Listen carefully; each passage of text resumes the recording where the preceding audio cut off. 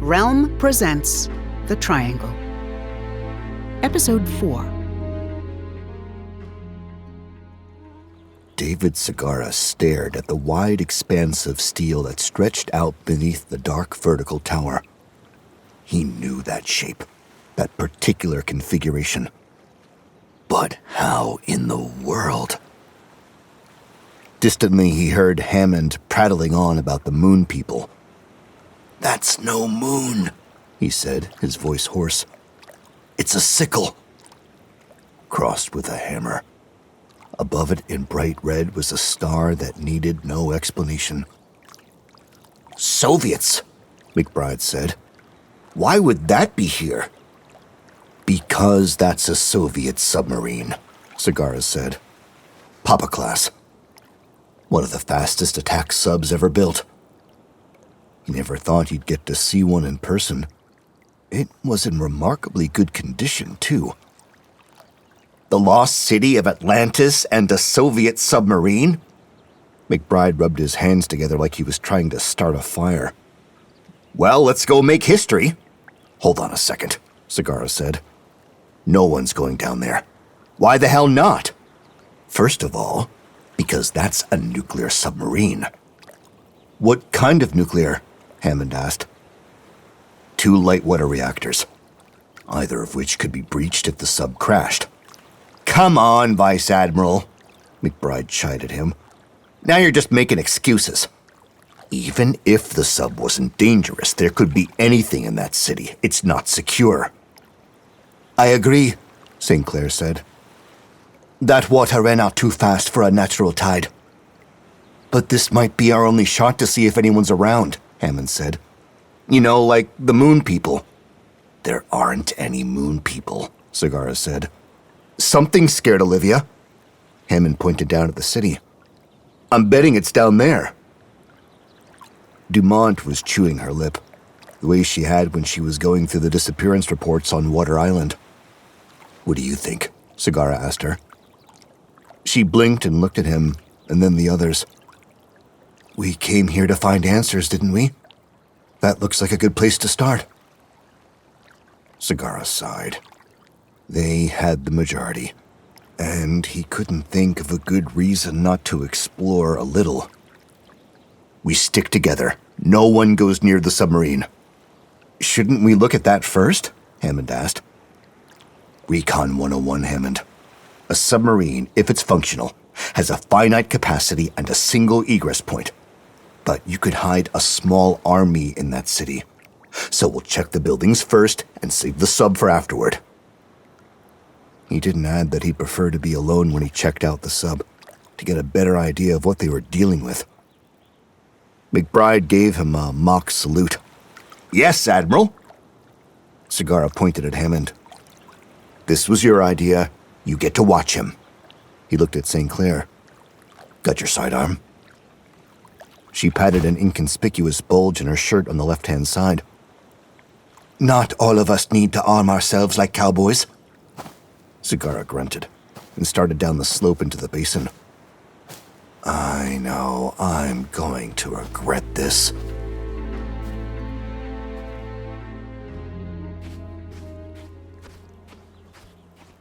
Wet sand squelched beneath Michael Hammond's feet, but he hardly paid it any mind.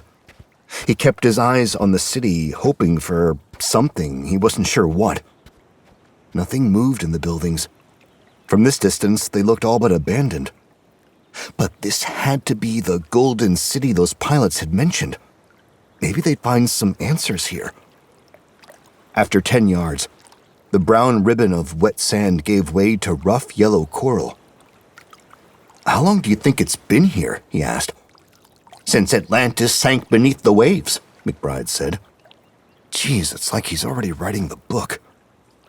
"I hate to burst your bubble, but those are fairly new buildings," Segarra said. "Just look at the right angles and the architecture." McBride snorted. "The Atlanteans were far ahead of their time, by most accounts. It stands to reason they could measure 90 degrees. "Wasn't Atlantis lost thousands of years ago?" Hammond asked. "And in the Mediterranean?" Dumont added. That's Plato's Atlantis, and he was writing about something that happened 9,000 years before him, McBride said. I'm talking about the Mayan Atlantis, an advanced civilization in the Atlantic that suddenly disappeared. Oh, right, of course, the Mayan Atlantis. My mistake. Hammond rolled his eyes at Dumont, winning a smile. Joke all you want, but there's precedent. In 2001, a Canadian exploration team took sonar images of a sunken city off the coast of Cuba. There were granite slabs cut at perfect right angles and symmetrical pyramids, signs of a major urban center. Hammond shook his head, regretting his little jab at McBride. How did I not know about this? Hammond, what you don't know could fill a book. Ouch. Apparently, McBride was feeling a little defensive, so Hammond laid off. He'd been unconsciously counting his steps since leaving the safety of the lagoon's rim. 133, 134. So how long do we have before the water comes back in? Normal tide cycles, Segara began. St. Clair cut him off. These are not normal tide cycles. I'm aware of that, Segara said through gritted teeth. All I'm saying is that it takes about 6 hours to go from low tide to high tide in a best-case scenario, so we should plan for about half as much time. 3 hours. They neared the closest of the buildings, a featureless rectangular construction of dark gray concrete. The golden iridescence had faded as everything dried. The building had neither windows nor doors, at least on the side that faced the edge of the lagoon.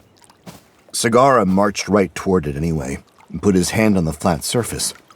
He made a surprised sound. What is it? Hammond asked. Segara rapped his knuckles on the building, producing a deep metallic thrum. Painted steel. Thick, too, by the sound of it. McBride scampered forward without warning and banged his hand against the wall. Anyone home? Damn it, McBride, keep your voice down, Segara hissed. What for? McBride gestured expansively around them. If these moon people are around, I think we should meet them. We may not want to, St. Clair said. The little girl seems afraid of them. McBride waved this off. Kids fear what they don't know. She's been here a long time. I think we should trust her instincts. Hammond didn't say as much, but he kind of agreed with St. Clair. Olivia had taken care of herself for a while on this island. Come to think of it, going anywhere near something she considered dangerous was probably just asking for trouble. Then again, maybe this underwater city explained where she'd gone off to in the first place, or what happened to her plane. Too many questions, and not enough answers. They worked their way around the edge of the building, but still found no doors or windows of any kind. Nothing to indicate what the building contained or even who had built it. Hammond wasn't an expert, but making even one building this size with thick steel walls had to cost a ton of money. A whole city of them? A fortune. Beyond the building was a small empty space of worn coral seafloor, and then 2 more buildings just like it, running perpendicular to the wide rectangular one they'd come around. All were the same painted steel, but it looked like the 2 ahead were joined by a passageway. In the middle of that was a rectangular frame with a metal wheel sticking out of it. Is that, Hammond started, an entry point? Segara finished for him and quickened his pace. McBride jogged beside him, breathing hard but practically bouncing with excitement. Up close, the hatch almost resembled the door to a submarine. It measured about 6 feet tall and 3 feet wide and had rounded corners. The edge was smooth where it met the rest of the building. If not for the wheel, they might not have noticed it at all. The lock wheel was almost as wide as the door. There was room enough for 2 people to stand in front of it. Segara approached it alone, gesturing for McBride to hang back. He grasped the wheel with 2 hands and gave it an almost casual try. It didn't budge. He spread his legs and took a better grip, grunting as he put his weight into it. Still nothing. He looked as if he were going to try again, but McBride made an exasperated sound and stepped up to the left-hand side. They tried it together, with McBride pulling down and Segara pushing upward. A metallic creaking rewarded their efforts, though the wheel didn't move more than an inch. The two men paused to take a breather. Then they planted their legs and gripped the wheel again, glanced at each other for the timing, and then heaved in unison. The wheel let out a groan of protest, but started to turn. 2, 3, 4 rotations, spinning almost freely now in their hands. It halted with a deep clang, and the door shifted into relief in its frame, seeming to open on the left side. "St. Clair," Segara said without looking back. St. Clair's gun appeared in her hand as fast as a magic trick. She positioned herself 5 feet out from the door, just to the left of the opening. "Ready?" Dumont was staring down the length of the building, her forehead wrinkled with some thought, probably about all the things that could go wrong. Hammond took her by the elbow and gently pulled her to the right. "On 3, Segara said. 1, 2. "Please," Hammond thought. "Don't be filled with spiders."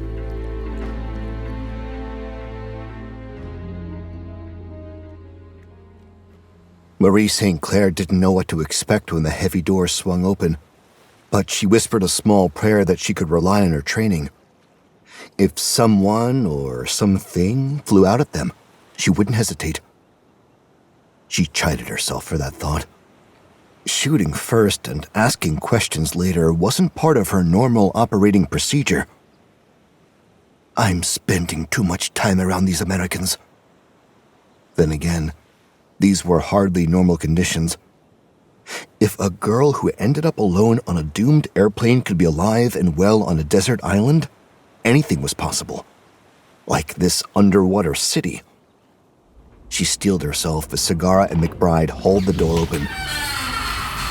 Stale air, heavy with the smell of must, washed over her face. The door opened into a stark metallic corridor. Weak yellowish light shone from a boxy industrial lamp in the far wall. The fixture that held it was dull gray and featureless, ancient-looking. She was surprised that it worked at all. Then, the other realization hit her. The light is on. This place had power. "Holy shit," Hammond whispered. Segara drew his gun and signaled. He wanted to be the first in, even though she had the better angle. She shook her head. He frowned at her and made to signal again, but she was already moving. He uttered something that almost sounded like a curse as she passed him. But he swung around and moved with her, laying his left hand on her left shoulder, keeping pace as he covered her right side. Not bad for an old guy. A glance told her that the left-hand side was sealed by another hatch, so she went right. It opened into a large room almost 100 paces long and 2 stories tall. 2 rows of steel tables ran down the center of the chamber, littered with molding papers and equipment. Dust coated everything. The musty odor was stronger here. It smelled like the hold of a leaky smuggler ship. Conical metal light fixtures dangled on chains from the ceiling. Segara hit a switch outside the door, and about half of their glass bulbs began flickering to life. St. Clair checked her left corner as she went in, relying on Segara to cover the right. There were a couple of doors at the far end that looked like storage closets, but they were bolted shut. No threat there. She lowered her gun, fixed the safety, and tucked it away. "Clear." "Clear." Segara holstered his own gun. "Did you not see my signal? That you wanted to go in first? I saw it." "You ignored it." "I had the better angle." She smiled. "I'm just glad you were able to keep up." He barked a laugh, the first one she'd heard from him. Then McBride paraded into the room, and Segara's smile faded. "Oh ho," McBride said. "Would you look at that?" Hammond and Dumont trailed behind him, with mirror looks of unease on their faces. "It's all right," St. Clair told them. What is this place? Hammond asked. Looks like an old laboratory. Mid-century, probably. McBride shifted through a pile of papers on one of the tables, dislodging a cloud of dust. Don't touch that, Segarra snapped. Relax, Admiral, McBride said. No one's been here in a long time. Incorrect, Dumont said. She bent to inspect the surface of an empty table by the door. Something was here, and now it's not. She pointed to a rectangular void in the dust, slightly larger than a shoebox, where only a thin layer of dust had settled. St. Clair walked over, more than a little impressed. What do you think it was? Lab equipment, or maybe files. I've got some notebooks. Hammond tugged a cloth tarp aside, revealing a low bookshelf along the wall. Geez, make that a lot of notebooks. He took one out from the middle and flipped to a random page. Looks like a bunch of measurements, amperes and PSI. Is that pounds per square inch? It's boring, that's what it is. This whole place is boring, McBride said. Let's go. We just got here, Hammond protested. McBride yawned. I'm ready to move on. What if all the secrets to the triangle are in these notebooks? I certainly hope they're not. The mystery of our lifetime solved in some moldy laboratory? He shuddered. That book won't ever get a hardcover. St. Clair hated to admit as much, but McBride was probably right. Whatever this laboratory might have been, anything interesting in it was probably removed a long time ago. There was nothing to scavenge either. I suppose we could explore more of the city. I wouldn't mind getting a closer look at that submarine, Segarra said. The one you said no one should go near? St. Clair asked. I meant none of you. Dumont had wandered over by Hammond. They were both flipping through the notebooks. She apparently noticed the expectant silence and glanced up. Go ahead. I'd rather stay here. Segarra's jaw tightened, but he looked at St. Clair. What do you think? St. Clair didn't like the idea of splitting up, but there would be no keeping McBride in here if he didn't want to stay. And the last thing they needed was the conspiracy theorist wandering alone out in the sunken city. She nodded. They can stay here while we look around. Segarra checked his watch. We'll be gone an hour. Don't go anywhere else until we get back. They'd probably be safer here than outside. Then again, the hatch was the only way in or out. If someone comes in and catches them here, they'll be cornered. St. Clair took out her gun, checked the safety, and then offered it to Dumont. Take this. Dumont stared at it for a moment, then took the gun and set it on the shelf. At least she pointed the barrel toward the wall. St. Clair turned and joined Segarra on his way out. McBride had already ducked into the hallway. They both sped their pace to catch up. We need to put a bell on him, St. Clair said. Or a straitjacket, Segarra said. They caught up to McBride at the hatch and plunged out into the too bright sunlight. St. Clair paused long enough to shoulder the steel door closed. It was heavier than she'd expected, though, and Segarra had to come help her while McBride practically danced with impatience. Then they set off, moving at a good clip.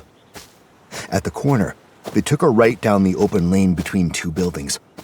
The one on the left gave off the faint but unmistakable smell of an animal facility.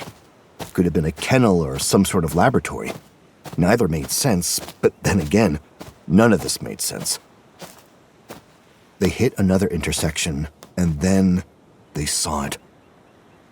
On the right, 100 feet away, the nose of the Soviet submarine rested against the second story of the long building. Even at this distance, it looked massive. It had to be more than 300 feet long. St. Clair couldn't even see the stern.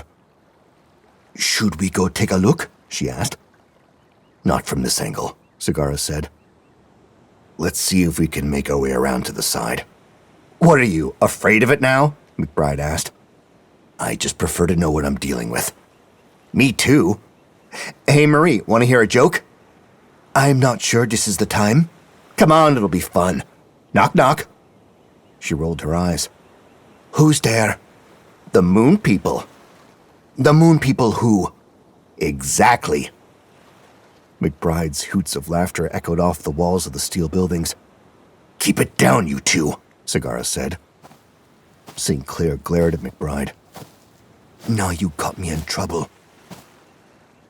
Ahead was another building, this one a single story. Long, low, and plain in a way that said barracks. They turned right, moving toward the sub now, which was mostly hidden from view by a large metal capsule. The faded lightning bolt painted on the near side indicated it was some kind of power source, or maybe just a transformer. What is that, a generator? McBride asked. Sagara was staring up at the submarine again, and forced his eyes down to the metallic structure at ground level. Looks like an old transformer. Balances the electrical load among all these buildings. The structure hummed like a beehive as they neared it. Several thick gray cables ran out from under the dome and along the ground, giving it an odd octopus-like appearance. How does this place still have power? St. Clair asked. Took the words right out of my mouth, Sagara said. He stomped around to the far side, looked down, and stared. What in the hell? St. Clair skipped ahead for a peek. One of the thick gray cables had been wrenched free of the transformer. A pair of shielded red and black wires now took its place. They ran out from beneath the transformer and right to the belly of the Soviet sub. They tapped into the grid, St. Clair said. Maybe they hoped to charge the batteries? Maybe. Sagara gazed at the thick cables that ran to nowhere. So where is it going? More buildings. McBride rubbed his hands together with eagerness. More mysteries to unlock. I think we should... Sagara broke off with the sound of running footsteps, shouting. His hand went to the gun at his hip. St. Clair reached for hers by instinct, then remembered she'd left it with Dumont, which was too bad, because in the next moment, soldiers in drab green uniforms leaped out of the alleyways, cutting off any escape. St. Clair turned around and found herself staring at the barrel of what looked like an AK-47. And the safety was off. The soldiers shouted at them in a foreign language. It sounded Eastern European, maybe Russian. She didn't understand the words, but the intent was clear enough. The Vice Admiral was the only one in a position to do something. St. Clair looked at him and came up on the balls of her feet to be ready for whatever happened next. Sagara slowly released the handle of his sidearm and lifted both hands in the air, the pistol dangling from the trigger guard. We surrender.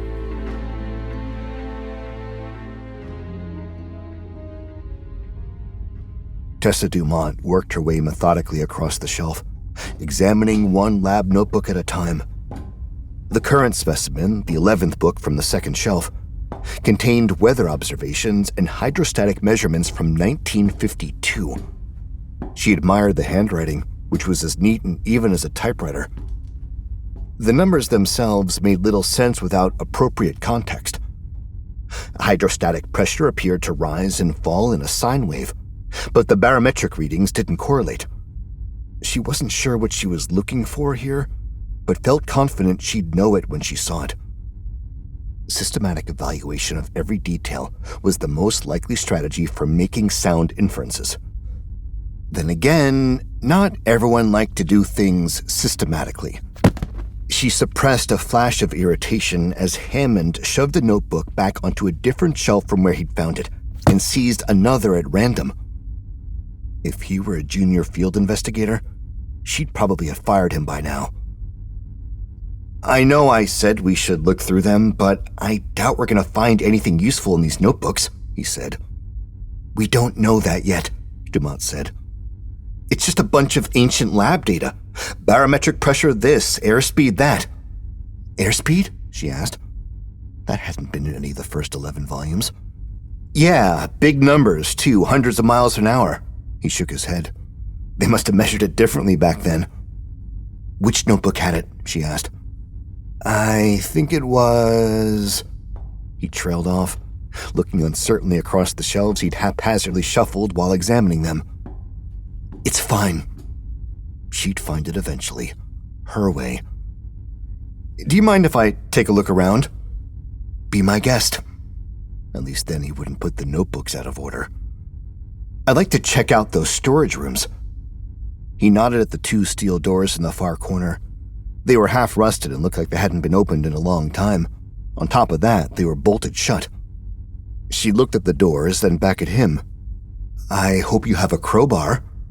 Why would I need a crowbar? Do you know where the keys are? Psh, you're adorable. He rummaged around in the laboratory tables for a while. Maybe he was hoping to find the keys. Good luck with that. Someone had already trashed the place and probably searched it before that. Logically, if the keys were around, the storage rooms would have been open. Dumont had worked her way to the 4th notebook on the 3rd shelf by the time Hammond approached the doors. By notebook 11 on the 3rd shelf, he was hard at work in front of the deadbolt, doing something. Wasting his time, probably. She checked her watch. Sagara and the others should be returning soon. She was in the middle of notebook 14 when Hammond shouted in triumph and stood. He tugged the steel door open while its hinges screamed in protest.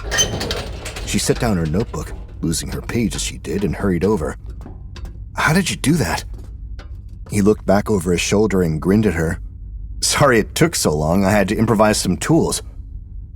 You made tools and picked the lock? I work in data retrieval, Dumont. Emphasis on retrieval. Sometimes that's recovering a drive. Sometimes it's breaking into a server room. He fumbled inside the doorway and flipped on a switch. A sodium bulb in a ceiling enclosure flickered on, illuminating a dust-coated table, 4 chairs, and a small kitchenette.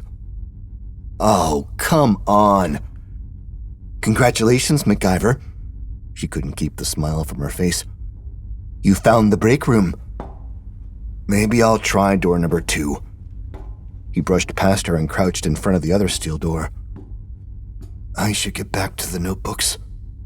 At this rate, she'd be lucky to finish her first pass by the time the others returned. But her curiosity got the better of her. She watched Hammond shove a narrow piece of sheet metal into the deadbolt on the 2nd door and rotate it. With his free hand, he slid a much narrower piece of metal, almost a wire, into the lock and worked it in little up and down motions. With each click, the sheet metal rotated another 15 degrees or so. Finally, the deadbolt disengaged with a soft clunk. Bingo, Hammond whispered. He stood and grabbed the handle. Please, don't be a bathroom. The mean part in Dumont hoped that it was, if only so she could give him crap about it. The door creaked open, releasing a whoosh of stale air that smelled faintly of cedar. The space within was only a few feet deep and piled high with wooden open-top crates. What do you think is in them? She asked. Don't know. Hammond lifted the nearest crate, unleashing a cloud of dust from the closet, and carried it over to the nearest table. Dumont sneezed violently and glared at his back. The padding that covered the top of the crate fell apart as Hammond lifted it. He cursed and tossed it aside.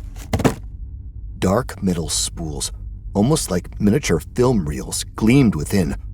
He gasped. No frickin' way! He plucked the topmost spool, sniffed it, and held it up to the light. This is unbelievable. Dumont put her hand on her hip. Definitely would have fired him by now. Would you care to explain, or do you expect me to read your mind? Hammond tore his eyes away from the reel. Oh, right. This is a 5-inch reel, one of the earliest types of magnetic audio tapes. I've never actually touched one of them. How old is it? At least 60 years. The recorders for this format came out in the 1950s. Let me see. She took the reel out of his hand. He hissed in alarm. Would you be careful with that? She turned it over, then dropped it into his expectant palm. It doesn't look 60 years old. No, it doesn't. These reels usually don't hold up very well either. She poked her head in the closet, which held only crates, then cast a glance around the laboratory. So, where's the sound studio? Actually, these were mostly used in portable recording devices. Ever heard of Boozy and Hawks? No? A realization flashed in his eyes. She knew that look. He just put a piece into a puzzle somewhere. In 1953, they started selling the B&H Reporter, a battery-operated tape recorder in a rectangular case about the size of... He jogged down to the far end, near where they'd come in. He pointed down at one of the tables, the one where something had been removed. A large shoebox. There were 2 circular impressions in the dust beside the rectangle. Hammond set down the tape in one of them. It fit perfectly within the void. It was right here. Can you play the audio without it? He chewed his lip. Maybe it would be much easier with the recorder. They searched all the crates in the closet, 9 in total. None of them held the tape recorder like the one Hammond had described. Most of them, however, held more of the reels. Hammond started shoving them into his pockets until Dumont pointed out that he'd never be able to carry them all. Wait until McBride gets a load of this, he said. That reminded her to check her watch. They should be back by now. How long's it been? 1 hour and 22 minutes. The schoolboy grin fell from his face. Maybe we should go find them. They told us to stay here, Dumont said. They also told us they'd be back by now. McBride was as unreliable as they came, but it was unlike Sagara and St. Clair not to show. She felt a wave of unease and hurried over to the shelf where she'd set St. Clair's gun. She picked it up, already uncomfortable with how heavy it was. She'd never understand how St. Clair could strut around with the thing tucked into her waistband. She carried it awkwardly to the door. Let's go. They made their way down the corridor and to the hatch door. For one heart-stopping moment, she thought they'd been locked in. But no. A narrow bar of light shone on the floor just inside the hatch. Sagara and St. Clair must have mostly closed it to conceal the fact that anyone was inside. Careful of them. They were usually so careful. So where are they? Which way do you think they went? Hammond asked when they reached the end of the alley between the 2 buildings. Right. It's toward the sub, which Sagara would want, and toward the city, which McBride would want. He laughed softly. What would St. Clair want? She couldn't tell if he was mocking her, so she gave it a moment of thought. St. Clair would want to keep both of them out of trouble. For some reason, her words quieted him. They came to an intersection at the edge of the second building and started to go across. Hammond glanced right and halted so quickly that she ran into him. What's wrong? Shh. He grabbed her arm and pulled her back in his irritating way. What? She hissed.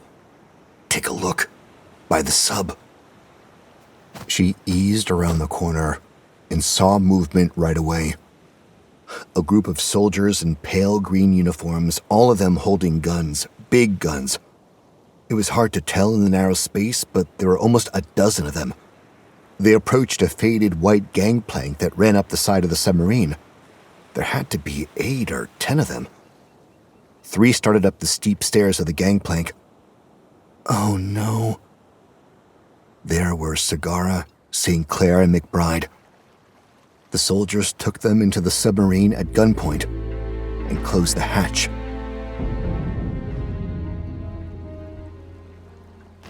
The first thing the soldiers did was relieve Sagara of his sidearm. No surprise there. A brief but efficient frisking followed, during which they would have found most of the weapons he had carried in his younger days. The boot knife, the backup sidearm. They searched McBride and St. Clair as well, and probably would have found her sidearm if she hadn't left it with Dumont. She kept her mouth shut, which was good. No need to give the enemy more information than necessary. Then again, not everyone got that particular memo. So where'd you boys come from anyway? McBride asked. He got no answer. How long you been here? Nothing. Is that your submarine? Sagara sighed inwardly. The man had no tact whatsoever. He caught McBride's attention. I'm not sure they speak English. He watched their faces as he said this, though. The young officer nearest him, who'd supervised the body searches, suddenly stopped making eye contact. That was a tell. Seriously? No English? McBride asked. Shut up, McBride. Two men with rifles prodded Sagara, McBride, and St. Clair to walk back down into the lagoon toward the submarine. St. Clair went first, Sagara followed. He wasn't a gun nut, but just about anyone in the military knew a Kalashnikov rifle. The predecessor to the iconic AK-47 was Russia's first widely developed fully automatic weapon, and quick to reload. The men spoke Russian too, which couldn't be a coincidence. Maybe this was a splinter faction. All kinds of rogue groups had fled the USSR when it fell, taking Soviet weaponry with them. These men were too young for that. They couldn't be a day over 25.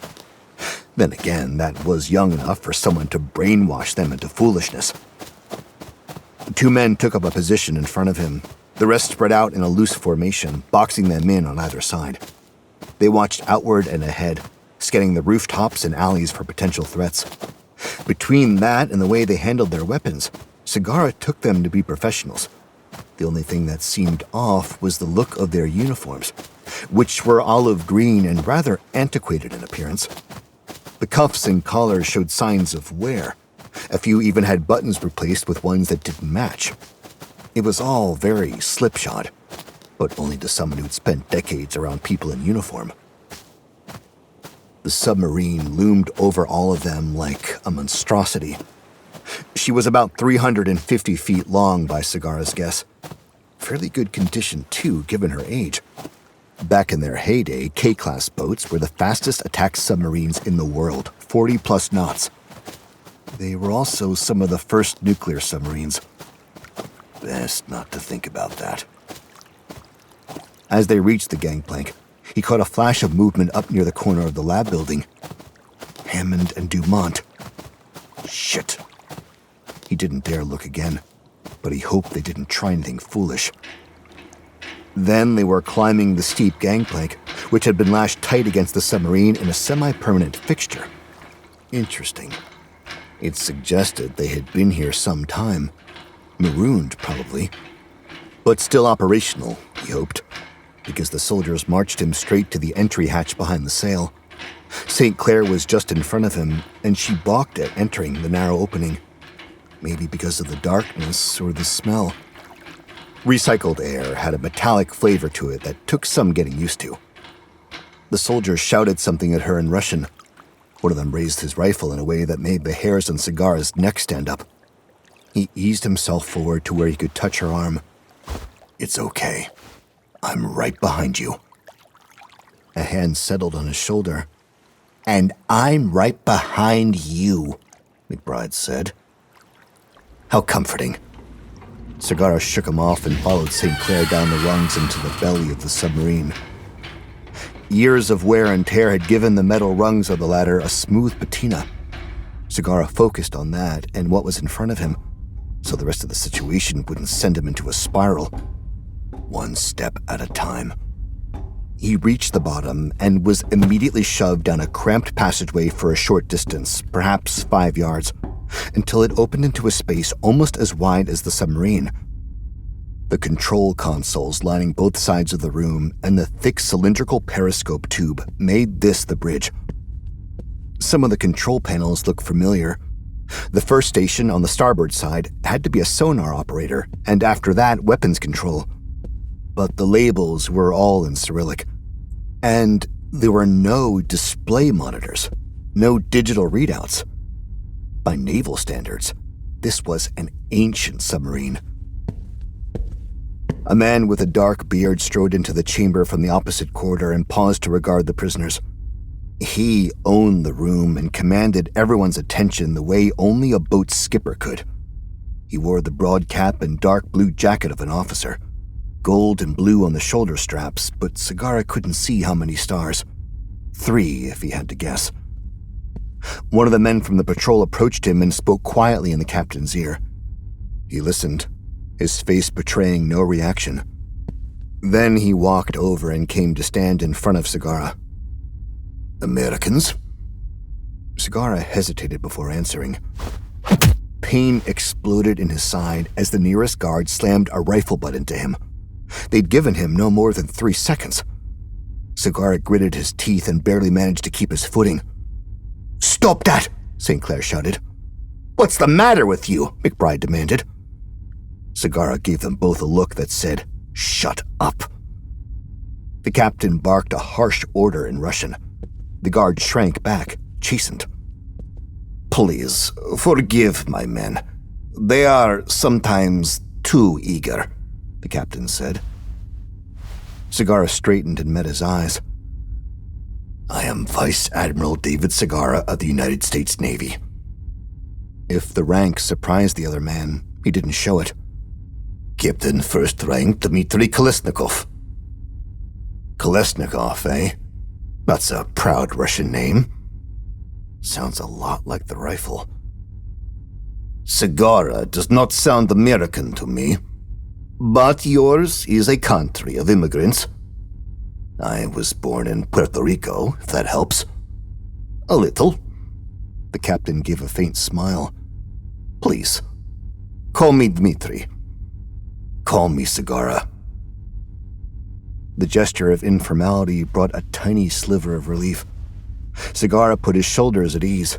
The captain relaxed too. They were 2 officers now, and this could be a more casual interrogation, hopefully with no more bodily assaults. "How did you get here?" Dmitri asked. "Your men brought us at gunpoint." "How did you get to the island?" "Our boat ran aground in the fog." Simple answers were best. No unnecessary details. "You are Americans?" "Yes." Behind him, St. Clair cleared her throat. "Well, 2 of us are." "And just how many are there of you?" Dmitri asked casually, though there was nothing casual in his eyes. Sagara made a show of looking back at McBride and St. Clair. "I count 3. McBride giggled. Dmitri pressed his lips together into a frown. Here's my chance to redirect. "May I ask what you're doing so close to United States territorial waters?" "We are investigating your research facility," Dmitri said. "Our what?" "Your research facility. Or should I call it your weapons development program?" "I have no idea what you're talking about." "Don't play dumb with me, Vice Admiral Sagara. This is an American base developing secret weapons in violation of the Charter of the United Nations." Sagara took a breath to regain his composure. "I don't know anything about a weapon. We crashed our boat here and got stuck." A flash of inspiration came. "Just like you did." "We did not crash. We came here to investigate your illegal activity." "But you're stuck here, aren't you?" "We are carrying out our mission to investigate a secret—" Yes, of course," Sagara broke in. "But come on. There's a stairway lashed to the outside of your submarine. Just admit that you're stuck." Dmitri paused, almost in surprise. He wasn't used to being interrupted. He lifted his chin and said, "If we are stuck, it's only because your experimental weapon sucked the ocean from under us." "How long have you been here?" Sagara asked. "That is not your concern." A long time by Sagara's guess, though it couldn't be more than a couple of years. Some of the submariners looked like they hadn't even started shaving. He made his tone casual. "Awfully close to American shores, though, isn't it?" "We reserve the right to make routine patrols." "Since when do Russian factions make routine patrols?" Dmitri blinked, as if affronted. "We are not a faction." "What do you call yourselves then?" Sagara asked. "Soldiers of the Soviet Union." Oh, perfect. A denialist faction. It was all Sagara could do not to grind his teeth. "This is too good," McBride said. "The Soviet Union has been gone a long time. It's not coming back," Sagara said. Dmitri barked a laugh. "Ha! You must think me a fool. I'm just being realistic. The Soviet Union can never fall. It is invincible. That's what they said about the Titanic. The Titanic only thought it was invincible. Typical Western arrogance," Dmitri said. How long had it been since the fall of the Soviet Union? 28 years? Sagara had to hand it to him. The man had strong convictions. There would be no persuading him here and now in a confrontation in front of his men. No matter that most of them might not be able to speak English. They could read voices and faces undoubtedly, and even those working at their stations were eavesdropping while pretending not to. Better to focus on the here and now. Well, here's the situation. We're both stuck here, together, for the time being. It serves us to respect one another. You'll say respect, but I think you mean trust. Why can we not trust? It's not like our nations are at war, Sagara said. Officially, maybe not. Practically, however, we are adversaries. That may be, Sagara admitted, but we're not enemy combatants. For one thing, I just retired. He considered bringing up the Wasp, but wasn't quite ready to put all his cards on the table. He pointed over his shoulder at McBride and St. Clair. These two are civilians. Then what were you doing near our submarine? We were exploring the city out of curiosity, which I'm sure you were when your submarine, unfortunately, ran aground. He offered this as a way out, though if Dmitri wanted to admit to trespassing in the name of espionage, it wasn't like they could do anything about it. He added, with a touch of honesty, "We didn't even know you were here. Your men are well-trained and well-armed, which is why you will recognize that the city is ours to explore, ours to patrol." Sagara hesitated. Answering positively made it somewhat official that the Soviets could be here in the city and he could not. He wasn't prepared to do that, since they'd only just begun to explore the place and figure out what was here. But he couldn't ignore the statement either. It certainly seems that way at the moment.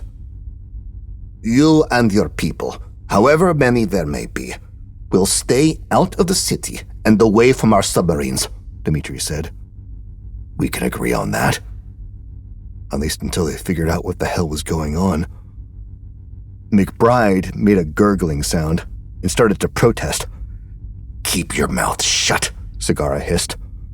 For once, McBride actually listened.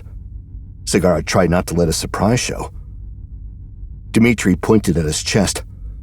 I will hold you personally responsible, Vice Admiral, to ensure that others comply. Now, there's a clever little test. To agree meant to take the responsibility. To disagree would only suggest that he wasn't calling the shots. He couldn't afford to show any weakness here. Of course. There are others, I know. Beyond your pudgy friend and his... Dmitri looked past him to St. Clair. Exchange student. Hey, McBride said. St. Clair looked ready to spit. Sagara was glad she didn't have her gun. He made a placating gesture at them and turned back to Dmitri. None that I can claim. You're not missing anyone? Uh-oh. Maybe they'd caught someone from the group. Hammond or Dumont or both. Then again, he'd probably have seen them or at least heard them. Something told him to be very cautious here. I don't think so. Ah! Dmitri waved it off. Then a woman with a head injury would not be interesting to you. Son of a bitch. Miller. A blonde woman, about this tall, answers to the name of Miller? Segarra asked. He hated how hopeful he felt. So you do know her? Yes. Relief flooded him, and he let it show. God, yes. I thought she was dead. Our men found her on our last patrol. She has... Dmitri trailed off, then called out to one of his men, a young fellow with intense eyes, who'd been standing at rigid attention in the far corner of the bridge. They spoke briefly in Russian. A swelling of the brain, Dmitri finished. Where is she? Segarra asked. In our medical bay. Segarra frowned. You're treating her? If we did not, she would die. Right. Of course, we're grateful. But I'd like to take her back with us. Out of the submarine filled with 20-year-old sailors, he did not add. She's in no condition to move. Of course she wasn't. We'd like to see her. Dmitri considered this for a moment. My first officer will take one of you only. I'll go, St. Clair said. I'd rather go, Segarra started. St. Clair wasn't having it. I am trained as a paramedic. Are you? Well, no, but then stay here. Dmitri grinned. Yes, stay here. We will talk more until your student returns. Segarra coughed politely. Her name is St. Clair. Very well. St. Clair bit her lip, but managed to control herself and walked over to the first officer. He waited for a nod from the captain while she gestured impatiently for him to get moving. They took the corridor heading aft. Segarra watched her go, then lowered his voice. Word of advice, Captain. If I were you, I wouldn't call her a student a third time. St. Clair fumed as she followed the first officer into the bowels of the submarine. She knew she should be relieved that Miller was accounted for and possibly all right, but a host of other things made her want to scream. Mostly she blamed herself. First, leaving her gun with Dumont, who probably wouldn't be able to use it. Second, allowing the Soviet patrol to take them by surprise. But the third thing, the old boys' conversation between Segarra and the Soviet captain, made her red-eyed with rage. First, Dmitri ignored her, then referred to her as an exchange student. If he did it again, she'd grab him by the balls and just squeeze, no matter the consequences. She had to distract herself. The young first officer provided the nearest option. Do you speak English? She asked him. He almost turned at the sound of her voice, but stopped himself and didn't answer. I guess not, she said. You know, it's really hot in here. Maybe I'll take my shirt off. He stumbled and looked back at her, his eyes wide open. Works every time. She smiled at him viciously. Gotcha. So you do speak English? A little, he said. What's your name? He hesitated and looked around as if nervous to be caught revealing it to her. I'm Marie, she said. Vlad, he said finally. Then he clammed up as they passed through a narrow mess hall occupied by several other sailors. 4 of them were playing cards at one table. Another 2 sat by themselves, eating some unidentifiable gray meat out of rectangular tin cans.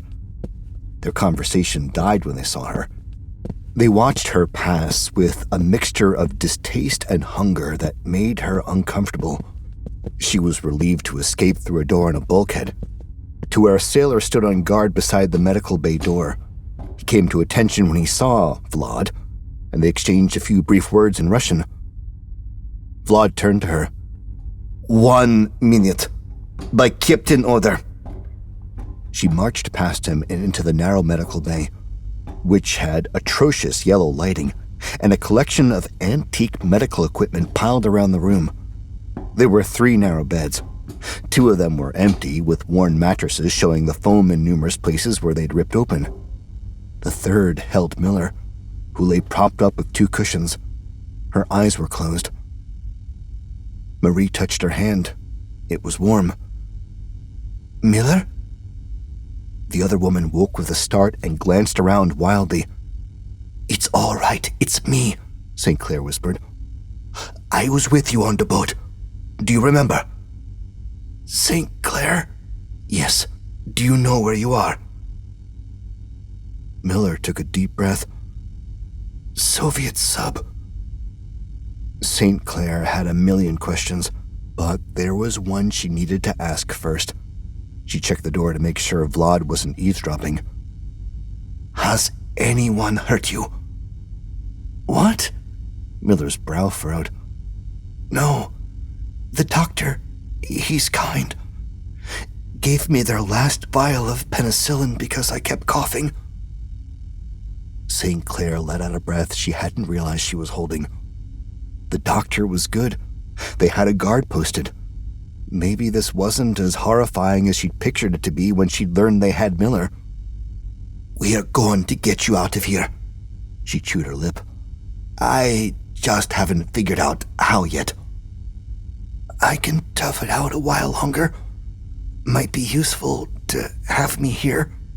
"I don't want you on the sub for a second longer than necessary. Sagara and I will figure something out." Miller's eyes widened at the mention of Sagara's name. "Tell him a word for me." "What word?" "Lamprey." "Like the fish?" St. Clair asked. "Yes." Vlad chose that moment to stick his head in. "Time! We go now." St. Clair squeezed Miller's hand. "I'll be back, okay?" Miller's eyes were already closed. She'd gone back to sleep. St. Clair followed Vlad back to the bridge. She knew she should use the time to get more information out of him, but she was too shaken. None of this had gone like she'd planned. Sagara, McBride, and Dimitri hadn't moved from where they stood on the bridge, though she got the vibe that the conversation had gotten more casual. Hell, she half expected to come back and find them all sharing a nice cigar. The Vice Admiral saw her coming and raised eyebrows in silent question. "She's still out of it, but she's unharmed." St. Clair gave Dimitri a pointed look. "Or so she says." The captain and Sagara glanced at each other, and for a moment it almost seemed like they were smiling at some inside joke, which promptly rekindled St. Clair's irritation. "Men." "She comes with us," Sagara said.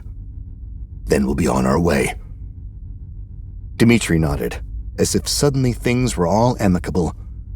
"You have a doctor, I trust? And the medical facility?"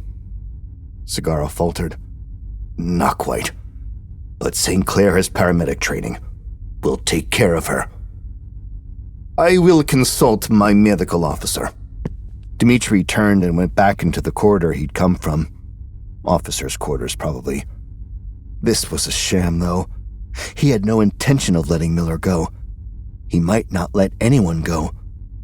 Even if he did, Miller wasn't in a condition to climb out of a submarine and get back to camp. She seemed all right. Maybe it was for the best. She heard Dimitri's heavy bootsteps returning, and only then realized Sagara was looking at her, with a question as if he expected something. She mouthed the word, "Lamprey." Sagara's eyes tightened a tiny fraction, but that was the only response he gave. St. Clair made a mental note never to play poker with him. "My medical officer thinks it's best if the woman spends more time recovering," Dimitri said. "That's his opinion?" Sagara asked with a dubious look. "Yes." "Then I suppose I will be holding you personally responsible for her safety." Dimitri pursed his lips. "So you will." One of the men seated at the nearest workstation stood and whispered something in Dimitri's ear. Dimitri said a soft word in return, and the man sat back down. It seems the tide is about to change. Dimitri looked at each of the captives in turn, as if weighing his decisions. We could stay, Segarra said. He stretched casually and bent to inspect one of the gauges on the console beside him. I wouldn't mind looking around the submarine for a while. Dimitri frowned, but that pushed him into a decision. You three may go. You will stay out of the city and away from our camp on the northern shore. They have a camp on shore. St. Clair kept her face still, but filed that juicy revelation away for later. If you insist, Segarra said. I'll just need my sidearm back, and we'll head out. I think we'll hold on to that for a while longer, Dimitri said, surprising no one. Segarra shrugged, but even St. Clair could tell it bothered him. McBride, St. Clair, let's move. McBride followed, quiet for once. St. Clair went to do the same. St. Clair, Dimitri said slowly, as if he enjoyed the sound of her name in his mouth. She halted and looked at him. What, Dimitri? She left out his honorific on purpose. His eyes glittered with something that could have been amusement. I expect I may be seeing you again. Count on it. She turned and followed the others to the hatch.